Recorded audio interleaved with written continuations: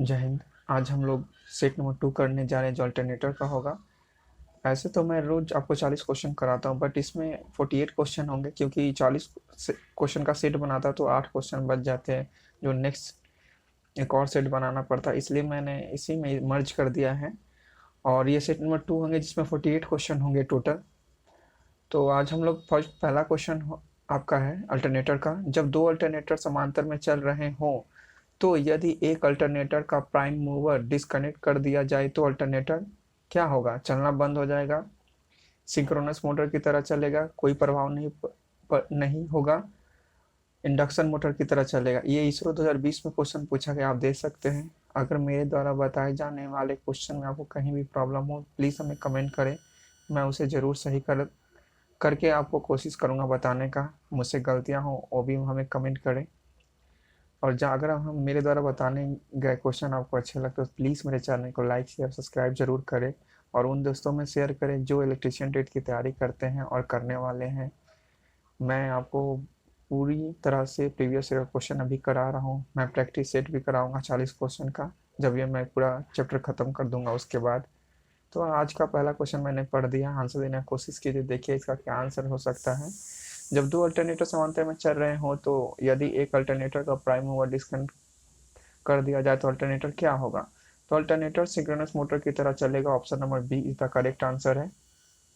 याद रखिएगा, जब दो अल्टरनेटर समांतर में चल रहे हों तो यदि एक अल्टरनेटर का प्राइम मूवर डिस्कनेक्ट कर दिया जाए तो वो सिंक्रोनस मोटर की तरह चलेगा, option number B is the correct answer है। नेक्स्ट क्वेश्चन देखते हैं। नेक्स्ट क्वेश्चन है आपका, अल्टरनेटरों में फील्ड वाइंडिंग कहाँ प्रयोग की जाती है? स्टेटर में, रोटर में, दोनों में, बाहरी भाग में? अल्टरनेटर आपसे पूछा जा रहा है कि हम लोग फील्ड वाइंडिंग कहाँ यूज मतलब कहाँ बांधते हैं, इसका यूज करते हैं कहाँ पे? स्टेटर, रोटर, दोनों, बाहरी भाग में? आंसर देने की कोशिश कीजिए, देखिए इसका क्या आंसर हो सकता है। तो अल्टरनेटर में हम लोग फील्ड बाइंडिंग हम लोग रोटर में यूज करते हैं, option number B is the correct answer है। याद रखिएगा, ये 2014 की एलपी में क्वेश्चन पूछा गया है। नेक्स्ट क्वेश्चन है आपका, थ्री फेज अल्टरनेटर की वाइंडिंग एक दूसरे से कितने कोण पर होती है? 90 degree, 120 degree, 180 degree, 45 degree? Answer देने की कोशिश कीजिए, देखिए इसका क्या आंसर हो सकता है। जब भी आपसे थ्री फेज अल्टरनेटर में की वाइंडिंग एक दूसरे से कितने कोण पर पूछा जाए तो हमेशा 120 डिग्री होती है, और सिंगल फेज में 90 डिग्री होती है, ये याद रखिएगा। Option number B is the correct answer है। नेक्स्ट क्वेश्चन देखते हैं। नेक्स्ट क्वेश्चन है आपका, थ्री थ्री थ्री वाइंडिंग यानी थ्री फेज वाइंडिंग के एक सिरे को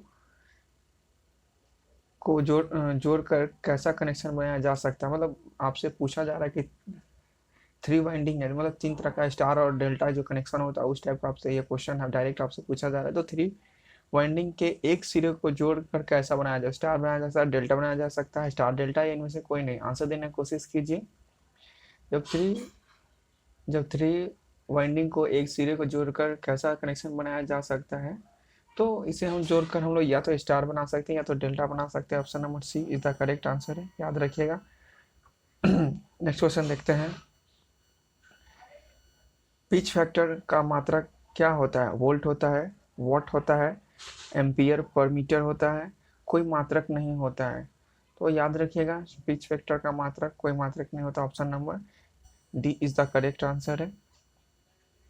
नेक्स्ट क्वेश्चन देखते हैं, और इसका पिच फैक्टर का मान सदैव 1 से कम होता है, याद रखिएगा। नेक्स्ट क्वेश्चन देखते हैं, डिस्ट्रीब्यूशन फैक्टर का मान सदैव होता है इकाई से कम, इकाई से अधिक, इकाई के बराबर, शून्य? आंसर देने की कोशिश कीजिए, देखिए इसका क्या आंसर हो सकता है। आपसे पूछा गया है कि डिस्ट्रीब्यूशन फैक्टर का मान सदैव क्या होता है, तो डिस्ट्रीब्यूशन फैक्टर का मान सदैव 1 से कम होता है, option number A is the correct answer है, इसे याद रखिएगा। और आपसे मैंने जस्ट अभी इससे पहले वाले क्वेश्चन में आपको कराया कि आपको क्वेश्चन था पिच फैक्टर का मात्रक क्या होता है, तो मैंने आपको बताया इसका कोई इसमें से कोई मात्रक नहीं था, और इसका मान सदैव 1 से कम होता है। आपको याद रखिएगा, पिच फैक्टर का भी डिस्ट्रीब्यूशन फैक्टर का भी मान 1 से कम, सदैव से 1 से कम होता है, इकाई से कम, option number A is the correct answer है। नेक्स्ट क्वेश्चन देखते हैं।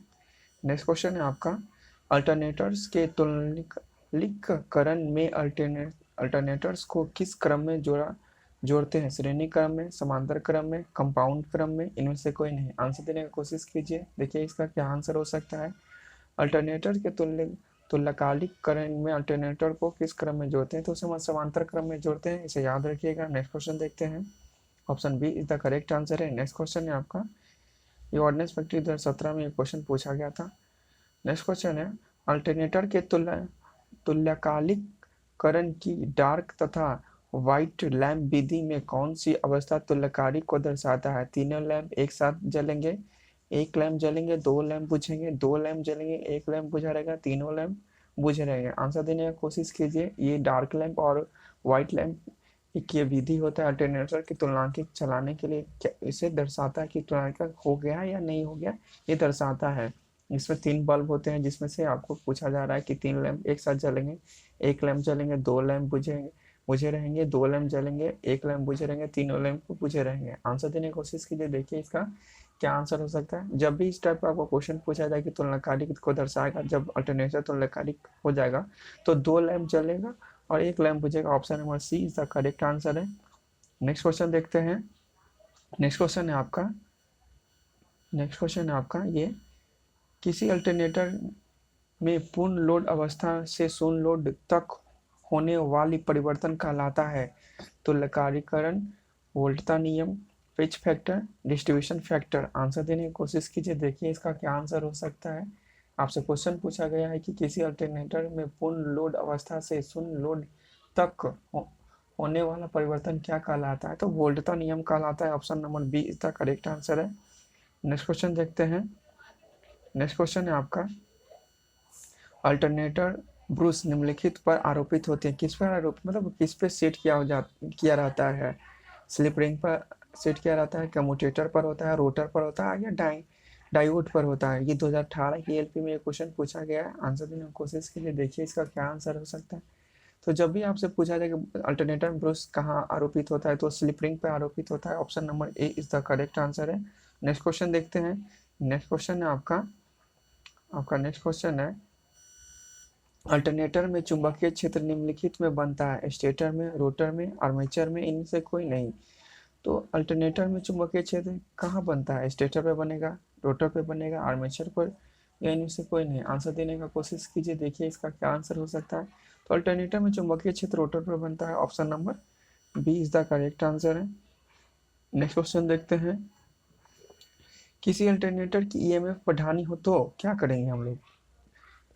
फील्ड को रेगुलेटेड करके फ्लक्स को बढ़ाते हैं, इंडक्टर लगाकर, कैपेसिटर लगाकर, वोल्टेज को कम करके। आंसर देने की कोशिश कीजिए, देखिए इसका क्या आंसर हो सकता है। तो किसी अल्टरनेटर की ईएमएफ बढ़ाने के लिए फील्ड को रेगुलेट करके फ्लक्स को बढ़ाते, रेगुलेट मतलब क्या होता है? घुमाकर। ये आंसर होगा, option number A is the correct answer है, इसे याद रखिएगा। नेक्स्ट क्वेश्चन देखते हैं। नेक्स्ट क्वेश्चन आपका, बेलनाकार ध्रुव प्रारूपी मोटर का उपयोग कितनी गति के परिवर्तकों के लिए किया जाता है? 1500 से 3000 घूर्णन प्रति मिनट, 150 से 300 घूर्णन प्रति मिनट, 3000 से 6000 घूर्णन प्रति मिनट, 300 से 1000 घूर्णन प्रति मिनट। ये इसरो 2016 में ये क्वेश्चन पूछा गया है, आप देख सकते हैं। अगर मेरे द्वारा बताने गए किसी भी क्वेश्चन में आपको कहीं भी डाउट हो या गलती लगे, प्लीज़ हमें कमेंट करें, मैं उसे सुधार करूँगा और आपको अच्छे से बताने की कोशिश करूँगा। अगर अच्छे लगते हो तो प्लीज़ मेरे चैनल को लाइक शेयर सब्सक्राइब जरूर करें। आपसे क्वेश्चन पूछा गया, बेलनाकार ध्रुव प्रारूपी मोटर का उपयोग कितनी गति के परिवर्तकों के लिए किया जाता है? तो उसका आंसर होगा, option number A is the correct answer है। 1500 से 3000 प्रति मिनट के लिए होता है ये। Option number A is the correct answer. Next question देखते हैं। नेक्स्ट क्वेश्चन है, प्रवर्तक में अस्थिर हानि का पता किस प्रकार लगाया जाता है? लौ हानि, आर्मेचर हानि प्लस सीरीज फील्ड हानि, लौ हानि प्लस यांत्रिक हानि, लौ हानि प्लस आर्मेचर हानि। आंसर देने की कोशिश कीजिए, देखिए इसका क्या आंसर हो सकता है। आपसे क्वेश्चन पूछा गया, प्रवर्तक यानी अल्टरनेटर में अस्थिर हानि का पता किस प्रकार लगाया जा सकता है? तो इसका आंसर होगा, ऑप्शन नंबर बी, आर्मेचर हानि प्लस सीरीज फील्ड हानि से हम लोग पता लगा सकते हैं। Option number B is the correct answer है। नेक्स्ट क्वेश्चन देखते हैं। नेक्स्ट क्वेश्चन है आपका, बड़े परिवर्तकों के शीतलन के लिए निम्नलिखित में से किसका प्रयोग किया जाता है? वायु वाहिनियां, एयर कंडीशनर, पंखा, कूलर। ये ऑर्डिनेंस फैक्ट्री 2015 में एक क्वेश्चन पूछा गया है। आंसर देने की कोशिश कीजिए, देखिए इसका क्या आंसर हो सकता है। क्वेश्चन आपसे पूछा गया बड़े परिवर्तकों में शीतलन के लिए निम्नलिखित में से किसका प्रयोग किया जाता है? तो बड़े परिवर्तकों में शीतलन के लिए वायु वाहिनियां का प्रयोग किया जाता है। Option A is the correct answer है। नेक्स्ट क्वेश्चन देखते हैं। नेक्स्ट क्वेश्चन है आपका, परिवर्तक का प्रचालन सिद्धांत निम्न से किसके समान होता है? एसी जनित्र के समान, डीसी जनित्र के समान, एसी प्रतिलोमक के समान, एसी अस्थायीकारी के समान। देखिए इसका क्या आंसर हो सकता है। आपसे क्वेश्चन पूछा गया परिवर्तक का प्रचलन सिद्धांत निम्न से किसके समान होता है, आंसर देने की कोशिश कीजिए। तो परिवर्तक का प्रचलन सिद्धांत जो होता है मतलब वो डीसी जनित्र के समान। Option number B is the correct answer है। नेक्स्ट क्वेश्चन क्या है देखते हैं। आपका नेक्स्ट क्वेश्चन है, बड़े टर्बो जनित्र साधारणतः किस प्रकार की टरबाइन में संचालित होते हैं? ऑप्शन है कोयले की टरबाइन, भाप की टरबाइन, डीजल की टरबाइन, पानी की टरबाइन। तो बड़े टर्बो जनित्र साधारणतः किस प्रकार की टरबाइन से संचालित होते हैं? तो बड़े जो टर्बो जनित्र होते हैं वो भाप की टरबाइन होती है। Option number B is the correct answer है। आप देख सकते हैं इसरो 2012 में ये क्वेश्चन पूछा गया है। नेक्स्ट क्वेश्चन देखते हैं। नेक्स्ट क्वेश्चन है आपका, प्रत्यावर्तक का शक्ति गुणांक किस प्राचल यानी पैरामीटर पर निर्भर करता है? लोड पर, रोटर की गति, कोर हानि और आर्मेचर हानियां। आंसर देने की कोशिश कीजिए, देखिए इसका क्या आंसर हो सकता है।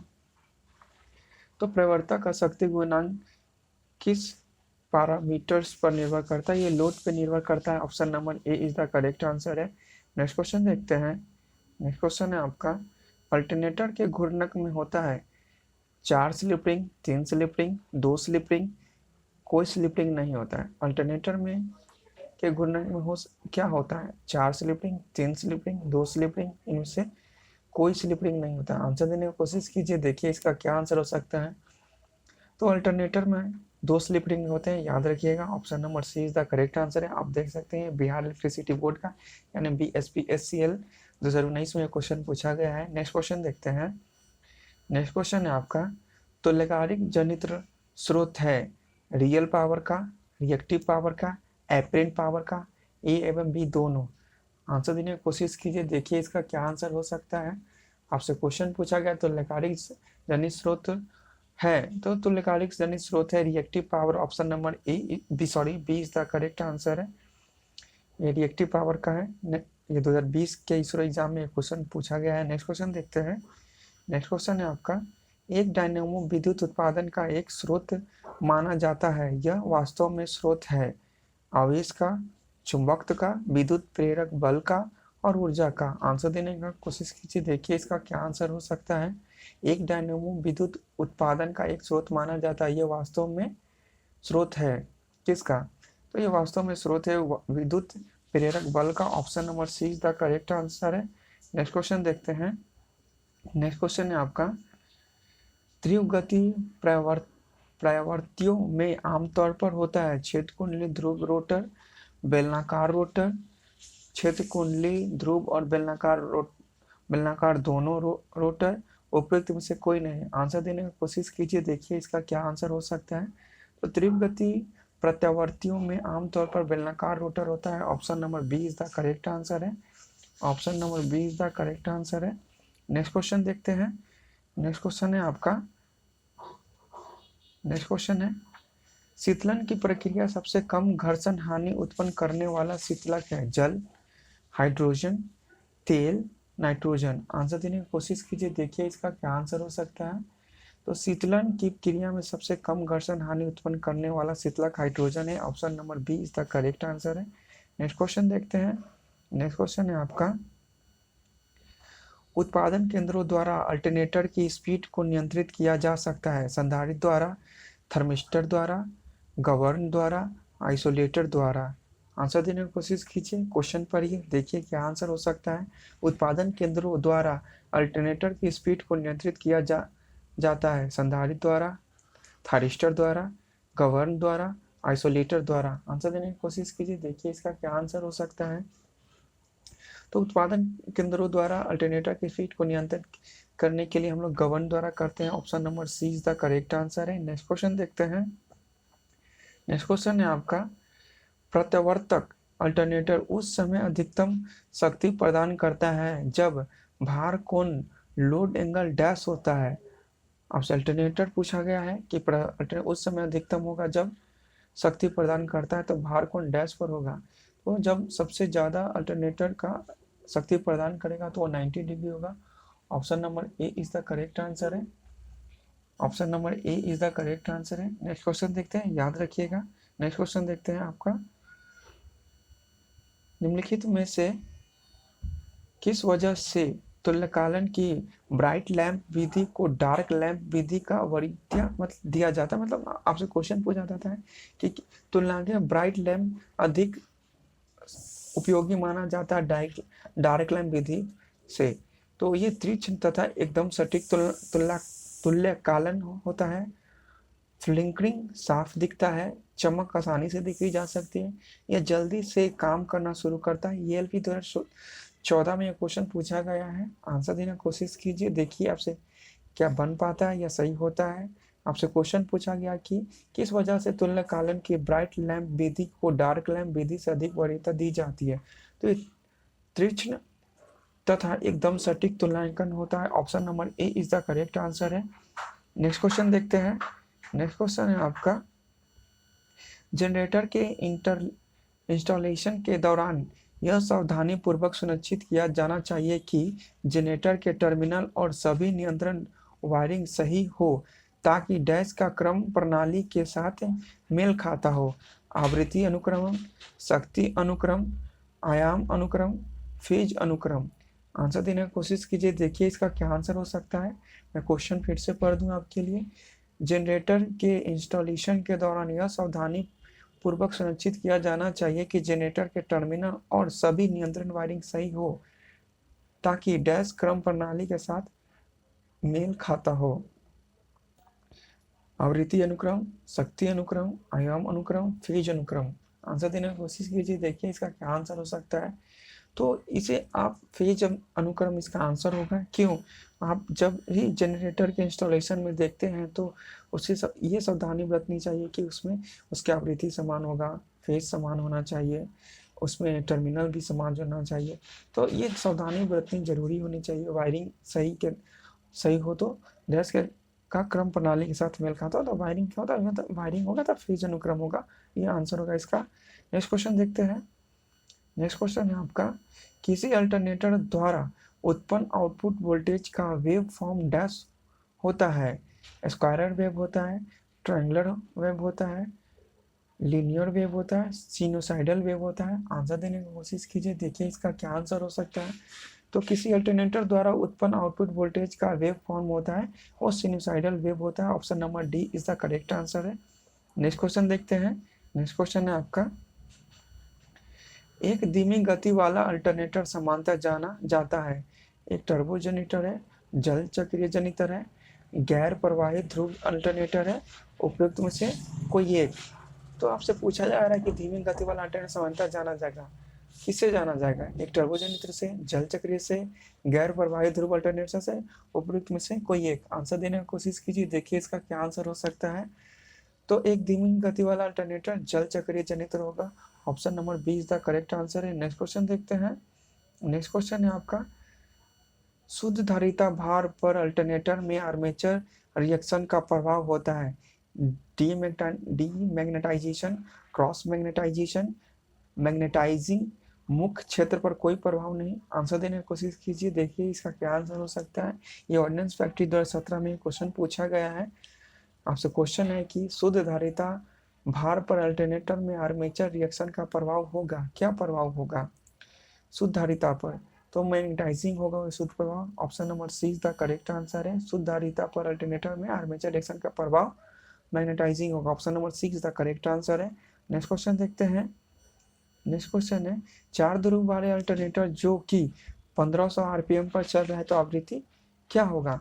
मैंने इस टाइप का आपको क्वेश्चन बनाकर बताया है पहले वाले सेट में। मैं फिर भी आपको ये क्वेश्चन का बनाकर दिखाता हूँ, आप खुद से बनाने की कोशिश कीजिए, देखिए इसका क्या आंसर हो सकता है।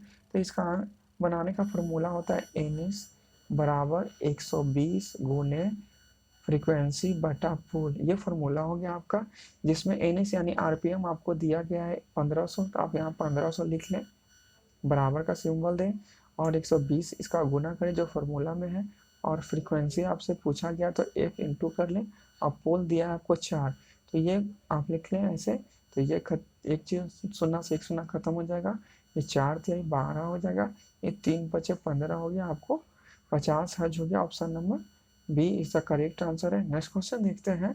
नेक्स्ट क्वेश्चन है आपका, स्लिप रिंग एवं ब्रश अल्टरनेटर में किसे जोड़ने के लिए प्रयुक्त होते हैं? बाहरी सर्किट को क्षेत्र बाइंडिंग से, बाहरी सर्किट को आर्मेचर बाइंडिंग से, बाहरी सर्किट को क्षेत्र बाइंडिंग एवं आर्मेचर बाइंडिंग दोनों से, इनमें से कोई नहीं। आंसर देने की कोशिश कीजिए, देखिए इसका क्या आंसर हो सकता है। आपसे ये सही हो रहा है तो बहुत ही अच्छी बात है। आपसे क्वेश्चन पूछा गया है कि स्लिप रिंग एवं ब्रश अल्टरनेटर के किसे जोड़ने के लिए प्रयुक्त होता है? तो हम लोग स्लिप रिंग एवं ब्रश को अल्टरनेटर से जोड़ने के लिए प्रयुक्त होता है बाहरी सर्किट को क्षेत्र बाइंडिंग से होता है। ये option number A is the correct answer है। स्लिप रिंग एवं ब्रश अल्टरनेटर को जोड़ने में प्रयुक्त बाहरी सर्किट को क्षेत्र बाइंडिंग से, option number A is the correct answer है।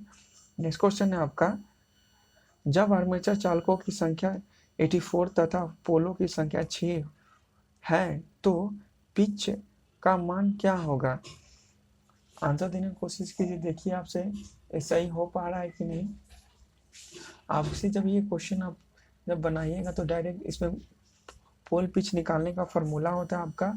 तो पोल पिच होता है आपका, पोल, मैं लिख दूं डायरेक्ट आपको, ये पोल पिच यहाँ हो गया, पोल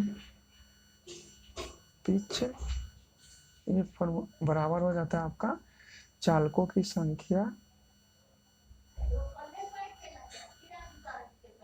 ऊपर हो गया आपका, चालकों की संख्या आप लिख दे, मैं बोल रहा हूँ आप समझ जाइए, और नीचे हो गया पोलों की संख्या, ये हो गया पोलों की संख्या, ये नीचे हो जाएगा आप डायरेक्ट। तो अब चालकों की संख्या दिया गया 84 और पोल की संख्या दिया है 6, आप इसे काट लीजिए, तो 6 कम 6 और 6 4 के 24 यानी 14 इसका पिच हो गया आपका। Option number D is the correct answer. Next question देखते हैं। नेक्स्ट क्वेश्चन है आपका, एक 4 पोल अल्टरनेटर को 1500 आरपीएम पर घुमाया जाता है तो उत्पन्न वीवो वॉल का अवधि काल होगा। आप इसे बनाने की कोशिश कीजिए, मैं आपके साथ साथ ये क्वेश्चन बनाता हूँ। तो आपको आपको मिली सेकेंड में ये पूछा गया है, आपको एन दिया गया है, एन दिया गया है आपको 1500 आपको दिया गया है, और आपको आवृत्ति यहाँ से निकाल लीजिए। तो आवृत्ति निकालने के लिए फॉर्मूला हो गया आपका, जो जिस पे हमें हमेशा 4 पोल दिया गया आपको, तो डायरेक्ट अगर एफ यहाँ हो गया तो आपका हो जाएगा पी एन हो जाएगा आपका, यानी पोल इंटू आर पी एम, और 120 हो गया आपका। तो आप यहाँ पोल हो गया 4 गुने 1500 बटा 120, एक शून्य से एक शून्य खत्म, 4 तिहाई 12 और 3 पचे 15, ये आपका 50 हर्ट्ज हो गया, आपका 50 हर्ट्ज हो गया। आपसे अवधि पूछा गया यानी एफ पूछा गया, तो एफ फॉर्मूला होता है एफ बराबर 1/t होता है। आप इसे 1 आपका 1/t, एफ बराबर 1/t होता है। तो आपसे अवधि पूछा गया तो आप टी को इधर ले आइएगा तो एफ नीचे हो जाएगा। मैं फिर से इसे बनाकर साफ दिखाता हूँ। तो टी बराबर 1/f हो गया आपका। आप यहाँ 1/50 रख दें और आप इसे निकाल सकते हैं आराम से। तो अब इसे हो जाएगा 20 मिली सेकेंड आपका आंसर है।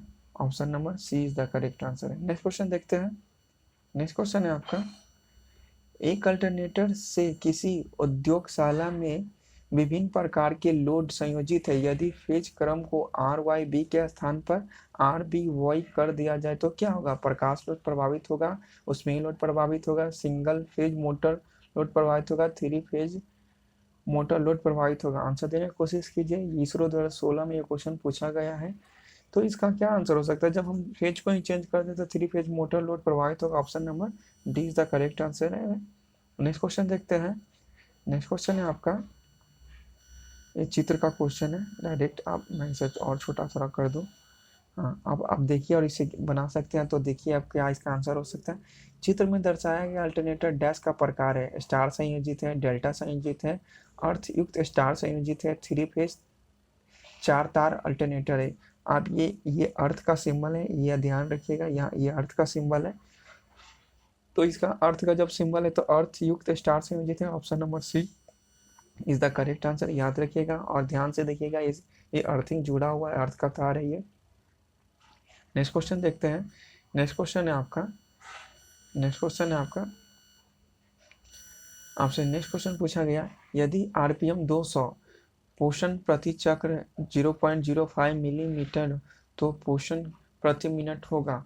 इसे बनाने के लिए आप भी कोशिश कीजिए, मैं भी आपके साथ कोशिश करता हूँ कैसे ये बनेगा। तो आपको ये दिया गया है, गति दिया गया है 200, आपको गति दिया गया है, जिसमें आपको गति दिया गया आपका 200 गति दिया गया है, और पोषण प्रति चक्र दिया गया आपको पोषण पर, यहाँ मैं लिख नहीं रहा हूँ, डायरेक्ट जब दिया गया तो मैं आपको बता दे रहा हूँ।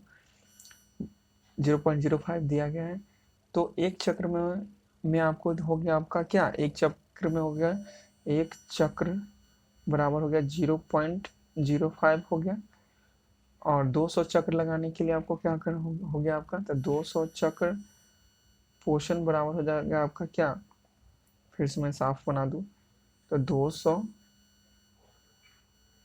चक्र पोषण बराबर हो जाएगा, ये पोषण लिखा हो गया, आप देख लीजिएगा, तो आपका 0.05 गुने 200 कि आपको गुना कीजिएगा तो 10 मिलीमीटर हो जाएगा, ये आपका option number B is the correct answer है। नेक्स्ट क्वेश्चन देखते हैं।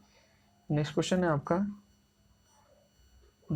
है एक अल्टरनेटर जिसमें 8 पोल और 250 आरपीएम से चक्कर लगाती है तो इसकी आवृत्ति क्या होगी। मैंने आप जस्ट इससे पहले आपका एफ निकाल कर बनाकर बताया है, तो आप किसी तरह से फार्मूला को रख सकते हैं, डायरेक्ट मैं एफ ही आपको रख कर बता देता हूँ।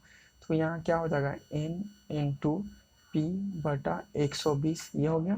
तो एन आपको दिया गया कितना 250, पी दिया 8 और 120, आप 1 शून्य से 1 शून्य खत्म हो जाएगा, 4 दूनी 8 और 4 तिरिके 12, ये हो गया। अब ये हो जाएगा कितना 25 दूना 50 और ये हो जाएगा 3, तब जिसे अब इसे सॉल्व कीजिएगा तो आपको पास आंसर होगा 16.2/3। Option number D is the correct answer है, इसे सॉल्व कर लीजिएगा। नेक्स्ट क्वेश्चन देखते हैं। नेक्स्ट क्वेश्चन है आपका, एक 3 फेज 16 पोल परिवर्तक में 144 स्लॉट्स और प्रति स्लॉट्स 10 चालक युक्ति स्टार संयोजित वाइंडिंग है। फ्लक्स प्रति पोल 30.3 MWb है जो कि ज्वारीय वितरित है। इसकी गति 375 आरपीएम है। यदि वितरित कुंडली के प्रभाव को नगण्य माना जाए तो प्रति फेज ईएमएफ डैश होगा। इसे बनाने के लिए कोशिश करिए, देखिए आपसे बन पाता है कि नहीं। अगर इसे मैं बना कर दिखाऊं तो ये बहुत बड़ा हो जाएगा, फिर भी मैं आपको ये दशमलव में जाएगा, ये बहुत बड़ा बनेगा। अगर मैं बना सकूं तो बना कर दिखा रहा हूँ खुद से भी। तो अब इसे बनाने के लिए आपको आवृत्ति यहाँ से निकालना पड़ेगा। तो आवृत्ति निकालने के लिए आपको देखिए यहाँ चक्र दिया गया है और प्लस आपको 16 पोल इसमें दिया गया है। प्रति पोल 10 युक्त चालित प्रति पोल इतना वितरित है और 10 चालक छूटा हुआ है, कुछ तो छूटा हुआ है, हाँ यहाँ ऊपर है क्या झक्का हुआ है। तो आपको दिया गया है, आपको ये देख सकते हैं। तो आप यहाँ से आवृत्ति निकालिएगा तो एफ बराबर हो गया जाकर आपको 16 पोल गुने 375 बटा 120। जब आप इसे सॉल्व कीजिएगा तो आपको 50,000 आ जाएगा यहाँ से।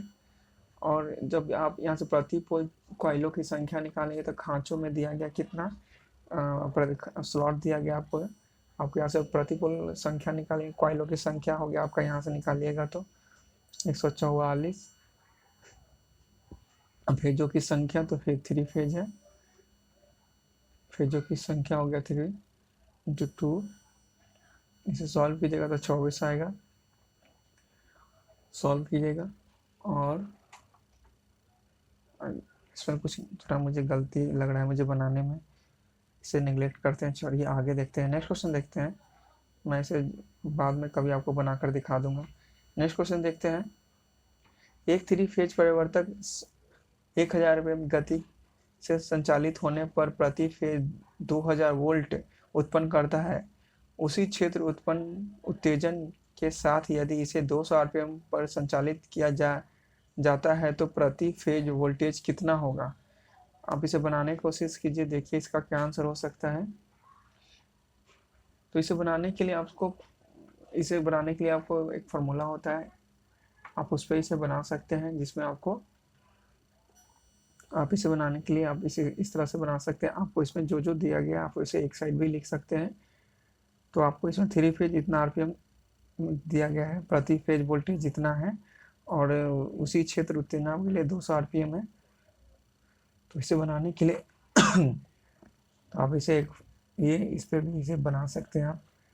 तो ये U1 हो जाता है आपका, आप यहाँ से ई एवरेज हो गया आपका P5/60, ये एक ये हो गया। यहाँ से आप ये निकाल सकते हैं।